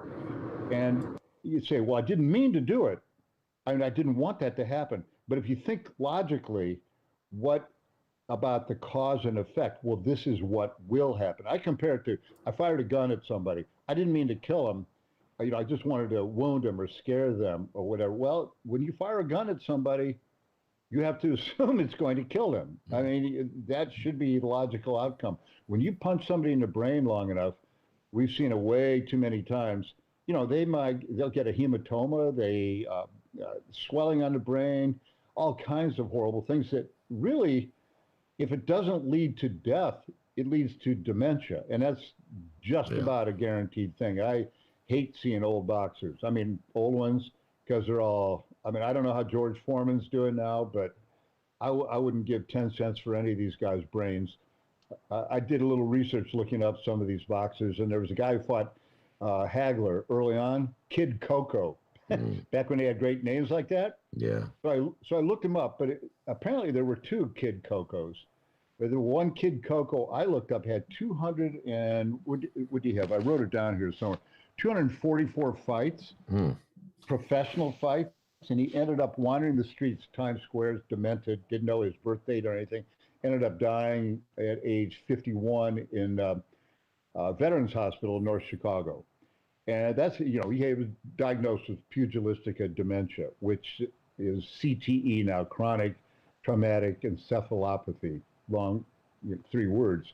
But that's what they're diagnosing in so many football players now, because it only occurs from head trauma. That's it. There's nothing else. And, it's similar to Alzheimer's, but it's different. So when we do watch this stuff, Ben, we try to put all that stuff out of our minds and just enjoy the spectacle of it. There's no place to hide in the ring. They call it the loneliest place in the world. No, that was a great riff, Rick, and it leads into all potential conversations about what you think should be done to prevent this kind of brain injury and trauma in football or in boxing. But before we do that, I don't want to lose track of 1990. I had it in Milan. I thought you were in Milan, but maybe you were in Florence. I did. I traveled up to Milan from. Okay. I was in Florence. I was just trying to let you know how nice my little Italian. No, you had a good day. I was working for the Reader in 1990. We didn't go anywhere. A good day, I went to Skokie and Big Herbs on Dempster Street. Oh, yeah. Hey, listen, they had good hot dogs there. Yeah. Listen, Ben, I got to tell you, because I love to tell this. We had expense accounts at Sports Illustrated, and I used to get these letters long about maybe, September or something, October, or even November, and say, well, listen, you're way behind in your spending. You've got, extra $4,000 or $5,000 you need to spend before the end of the year. So basically get going. Well, they had the notion that great writers go places, and it was just a different world. Like part of a Sports Illustrated article is that Rick Telander is in Italy with marvelous Marvin Hagler. You know what I'm saying? You took us someplace that we wouldn't ordinarily be. Yes. So that was part of. Ben, I'll just say, the key thing that we all learned, and we learned very early when you're writing a magazine piece, and actually it was Dick Schaap at Sport Magazine who told me this. I freelanced a few pieces for him. He said, Rick, the scene is everything. That's what separates it from so many stories where it's just a phone call, it's just a routine stand there and face somebody. You have a scene that is what they'd call the production value in a movie. And that's what you got at Sports Illustrated. Yeah, you got the scene. And nowadays, of course, the cameras are everywhere, so it's not that important. All right, but so there you are. Let's set that scene. You're in Milan.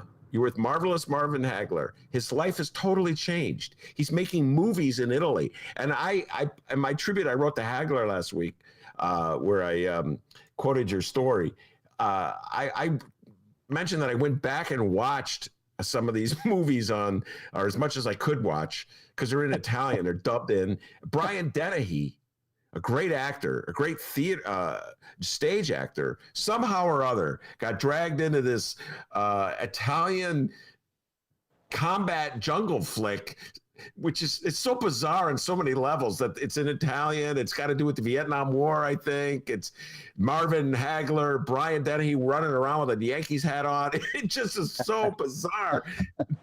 And I'm just like, I just can imagine the pitch that the producer made to get Dennehy over there. Ben, the pitch was this: money. Come on. All right, well, that might work for me too.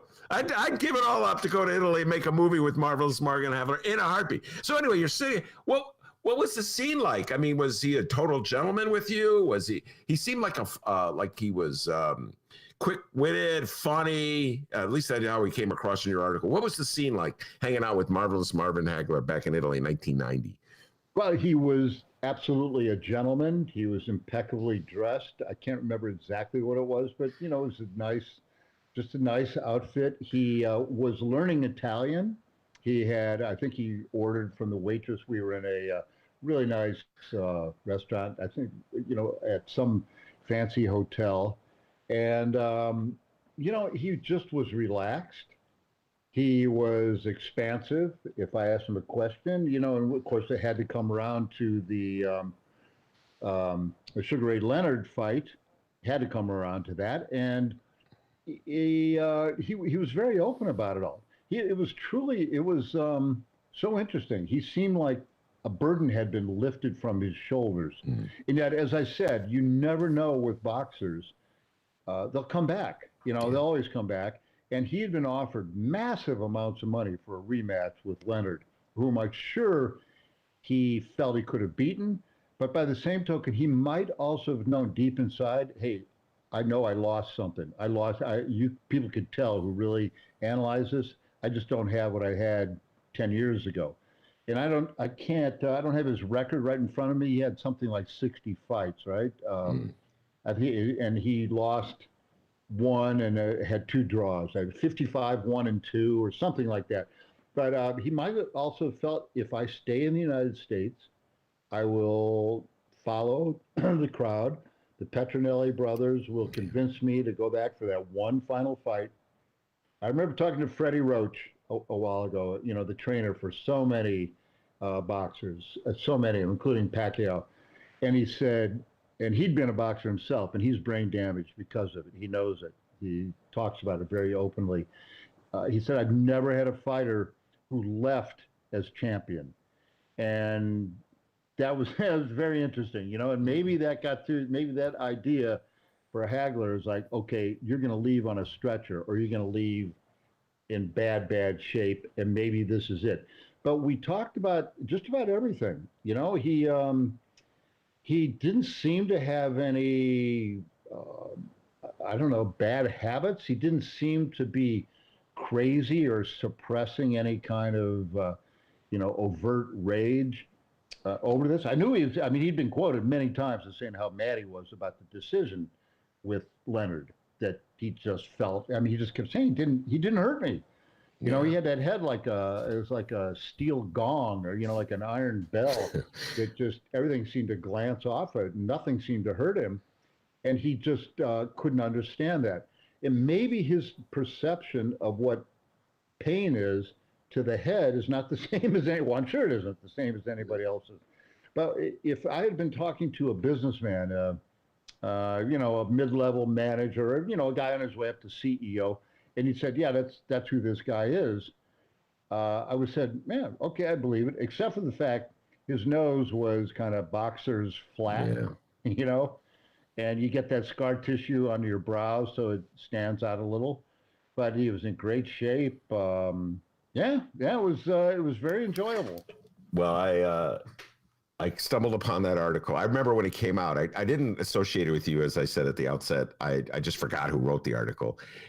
And then I found it when I was reading about Marvelous Marvin Hagler, who died last week. That's hit me hard, Rick, for some reason, when I got the news last Saturday. It was a week ago that Marvelous Marvin Hagler died. Not just because I was a fan of his, because I don't know. I was so impressed that he walked away early. And I never wanted him to go back. I was so glad that he never went back. And I saw Tyson's fight, or portions thereof, from, it is. Rick is showing me the cover of Sports Illustrated. It's a Marvelous Life is the headline, yes. Anyway, and when I went and dug up the article to write my tribute to Marvelous Marvin Hagler, I saw that it was you, and I wanted to bring you on and get your reflections and your thoughts on the great Marvelous Marvin Hagler. All right, now before we leave, I'm going to ask you this question. And I actually had a partial conversation with you. I don't know if you remember, in the hallway of the Sun-Times back in the day when we were, before the pandemic, when we were doing the show at the studio there. You happened to be in the office for some reason. I don't know why. Mostly you work remotely. And I was like, I've been a lifelong Bear fan, Rick. I never played football except for flag football, but I love the Bears. Gale Sayers, Dick Buck, you name it. Okay, Jack Brickhouse, Irv Cupson. I'm an old Bear fan, but I just, when they drafted up, when they traded up to get Mitch Trubisky and left Patrick Mahomes undrafted, or I should say this, when I saw Patrick Mahomes, I thought, how, Rick, could anybody who knows anything about football look at Patrick Mahomes and look at Mitch Trubisky and come to the conclusion that Mitch Trubisky would be better than Patrick Mahomes? And I just walked away. I said, I am through with the Bears. I can only conclude that it's racial prejudice. And I say this as a guy who's been covering Chicago politics, which is infused with racial prejudice, Rick. I've been doing this since 1981. Yeah. And white people won't tell you what's going on in their mind more often than not when it comes to race and how it colors their vision of the world. And it's either incredible prejudice that you just don't think Patrick Mahomes has it, or it's incompetence. So I've been struggling with this. I've come to the conclusion it's some kind of subterranean racial prejudice that no one will admit, and that's why I'm through with the Bears. Am I being unfair to the Chicago Bears? Rick, go ahead. Okay, well, first of all, are you a big Andy Dalton fan? No, my God, that just accentuates it. Every quarterback they get is more mediocre than Mitch Trubisky, and it all begins with mediocrity. Oh my God! Sorry, Rick. I didn't mean to. I didn't mean to. I apologize for that. It does inspire some passion, doesn't it? Yeah, the Bears have not had a great quarterback in over 70 years. So, Jim McMahon could have been possibly, but he was just self-destructive. Didn't work. Okay, all right, let's take this side. Cut the Bears some slack. Maybe, and here's Ryan Pace. He's going to be the genius of all genius general managers. I'm going to pick the one quarterback higher than anybody needs to take him, second pick in the round, Mitchell Trubisky, who's only played something like 16 college games total. I'm going to outsmart everybody because this guy is the next Dan Marino. And, okay, so we'll give him that. Oops. Missed on that one. That one didn't work. Second, I could say it's possible, although highly unlikely, that that the other quarterbacks that he could have taken were, like Mahomes was at, I can't remember, TCU or Texas Tech, one of those schools. Maybe you didn't see enough of him. Okay, we'll let that one go. The third thing, Deshawn Watson, by the way, if you've gone after him, you've seen the reports. He has 3 women who've accused him of sexual assault. He's got to get that cleared up, or he could be, that could be bad news for him as a player in the NFL. So anyway, who knew that, or who knows if that's all true or whatever.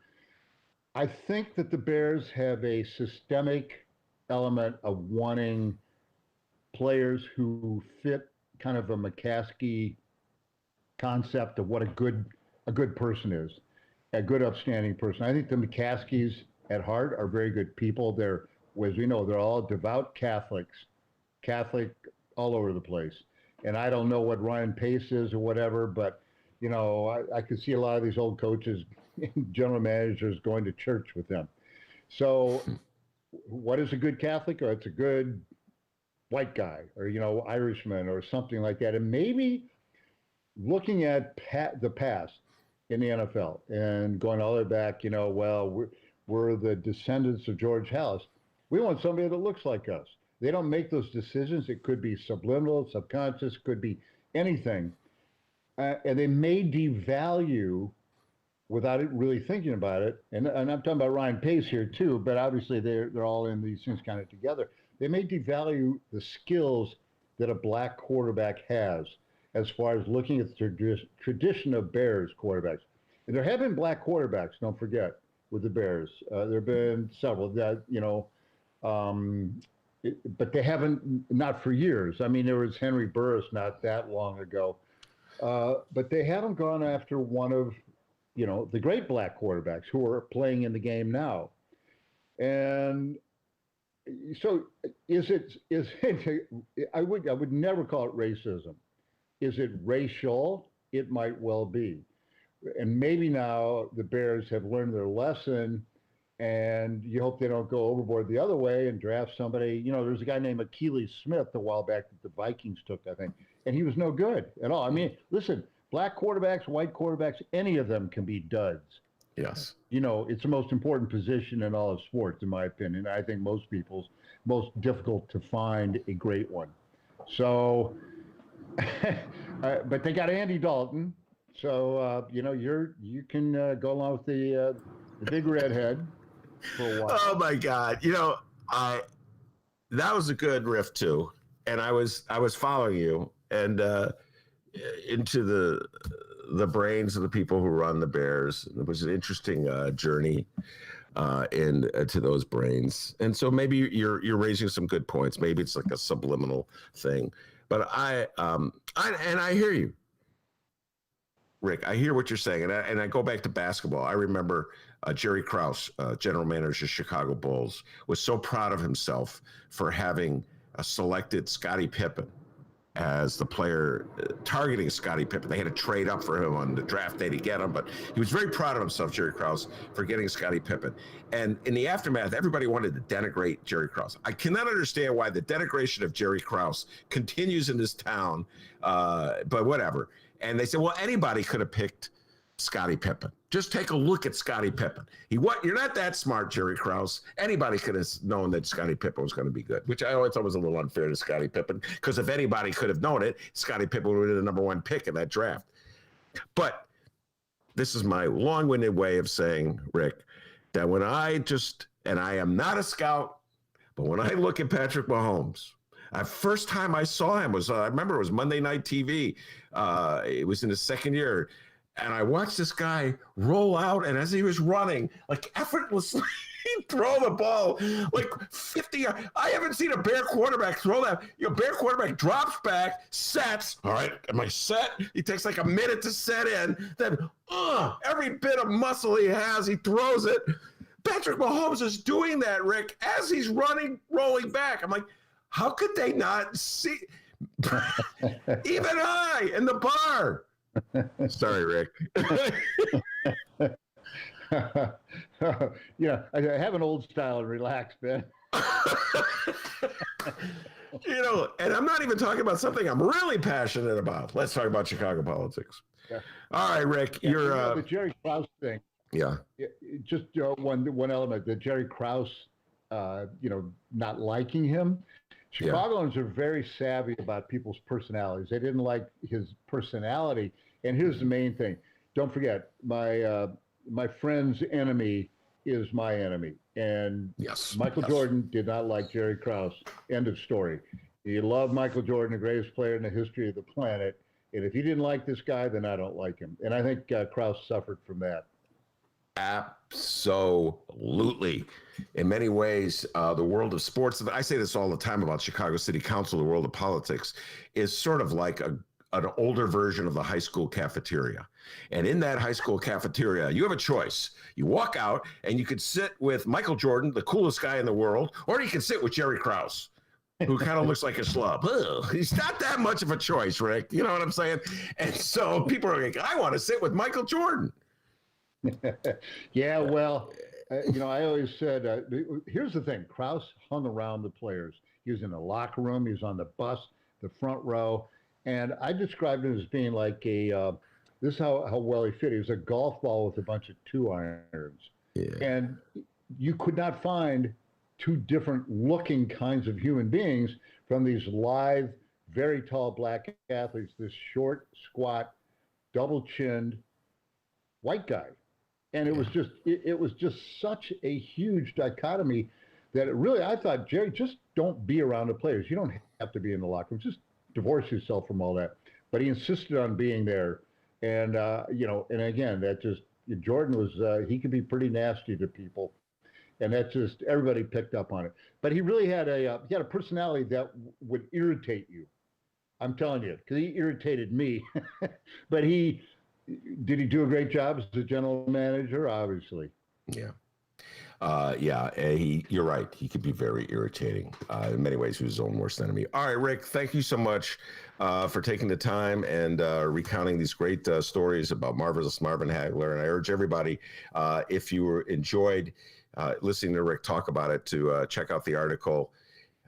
It's just a great glimpse of this tremendous boxer who had enough sense, and I think it's his greatest achievement in many ways, Rick, to walk away. And you had the great fortune of hooking up with him in Italy in 1990. So you're a lucky man, Rick, in many ways. Yeah, and one thing, Ben, I just want to say, I'm sad that he died. That's why we're talking about him. He's 5 years younger than me, man, and you see that, and it's like, oh, damn, sad, very sad. Yes, indeed. All right, Rick, thank you very much for taking the time, and we'll talk to you soon, all right? Okay, Ben.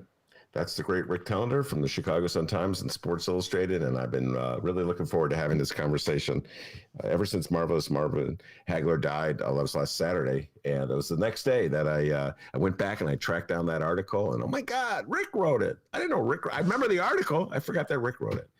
Anyway, do you have any updates before we head out that door? First off, that interview was awesome. We got to have him back sometime.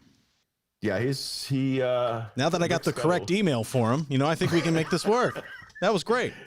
Yeah, he did a great job. He was on the show. I don't know if you remember. He was on the show once before.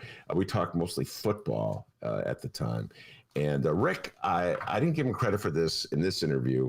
I think I did him the last time. He was one of the only other writers in the city of Chicago back during the Olympics, when Daley was trying to get the Olympics here, who questioned the Olympics, had the guts to come out and question. And I was so thrilled when I read his column on it.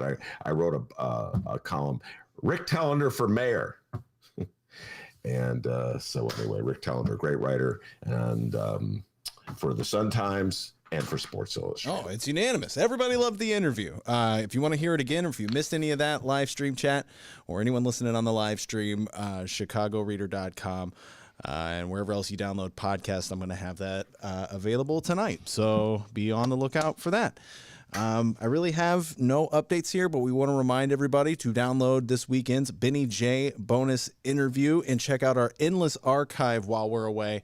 We're going to be away a little longer. We're going to take next week off, and we're reformatting and restructuring the program. A lot of people have weighed in on the live stream chat with their thoughts, their suggestions, taking that into consideration. Seriously, Ben and I are going to have a little meeting. We're going to talk about all this. If you're listening right now in the download, BennyJShow@gmail.com. Reach out to us. We'll explain some details to you and everything that's going on. But yeah, Ben Joravsky Show, not going anywhere, still around. You'll still have stuff to download every single day. We're just formatting it differently, trying to find a way to where we can kind of breathe for a little bit. You know what I mean? Yeah, we've been running pretty fast for pretty long. Yeah, a lot of content, over close to 1,000. Right? I was like, dude, let's just keep going full steam until 1,000. But we just gotta park it a little bit here. But we're still gonna be giving you content. Keep in mind, and everybody who's joined us on the live stream chat, you guys are a part of the show. You know, we read your comments every day. We thank you so much. Couldn't do it without you. We love doing the live aspect of this program. We don't want that to go anywhere, so we're going to keep that going as well. We're just stoked. We're stoked, but we're still a little exhausted. So we're going to take a break next week, and we'll come back with a brand new game plan. Don't worry. I'll post stuff on Facebook and all that good stuff. Be on the lookout. Yeah, by the way, I for the first time in ages, I posted something on Instagram. Hey, yesterday. There we go. My wife said, you got to start posting. All right. So she was very nice. She led me through it. Oh, my God. I had Romana.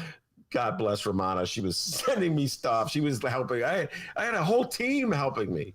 It takes a village with the old guy. So less time on interviews. So many interviews. We'll still do interviews, but more time on things like that, like trying to get a bigger audience and reaching out to people and stuff like that, you know? I think we could, between the both of us, I think we could do that then.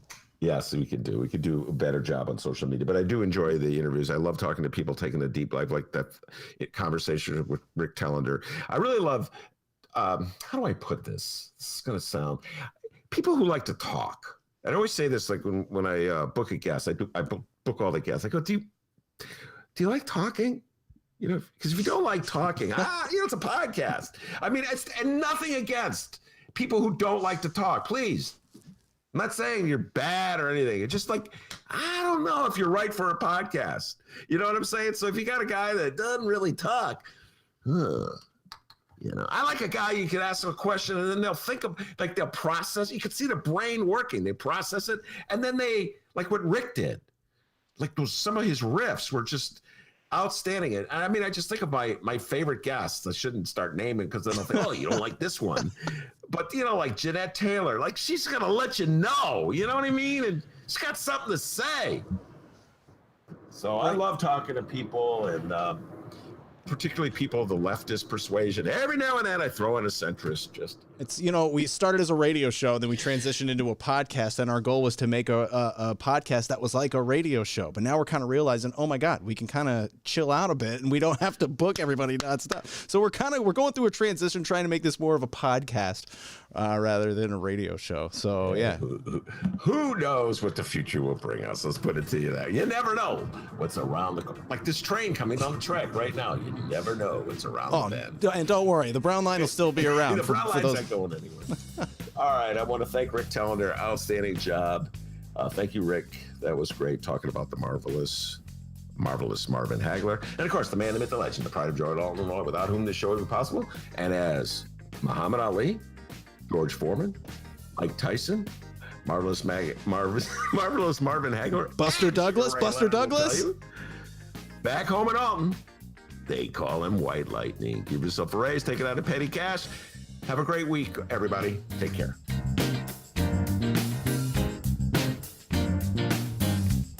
I won't just turn the car around.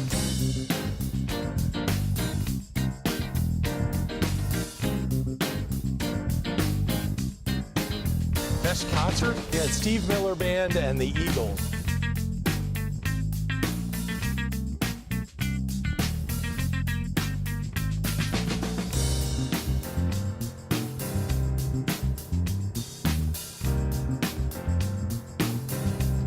I won't just turn the car around.